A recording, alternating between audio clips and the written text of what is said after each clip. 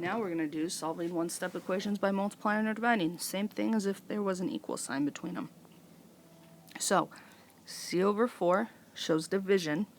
So because it shows division, we're going to multiply both sides by the denominator, which is 4. Multiply the left by 4, multiply the right by 4. These 4's cancel and leaves us with just c, and then 4 times negative 4 is negative 16. Okay, the next problem. 5a is greater than or equal to 23. So, because we have the 5 and the a right next to each other, we have a coefficient times a variable, which means we're multiplying. The opposite of multiplying is to divide, so we divide both sides by the coefficient, which is 5. So these cancel, we bring our a straight down, and a is greater than or equal to 23/5 or 4 3/5. Okay? So now we're going to check. Remember, a is greater than 4 3/5, so we need to choose a number that's greater than 4 3/5. So we'll just choose the next greatest number, which is 5. So we put 5 in, because 5 is greater. Can be any number greater. 5 times 5 is 25, and 25 is greater than or equal to 23, so you know you got a good answer.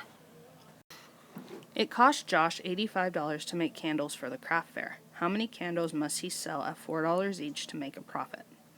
So the profit is the amount earned minus the amount spent. Josh needs to earn more than $85 in order to have a profit. So 4 times the amount of candles needs to be greater than 85. So $4 times the amount of candles he sold. So we have a coefficient times a variable, which means multiplication. The opposite of multiplication is to divide, so we divide each side by the coefficient, which is 4. These cancel. So we have c is greater than 21.25.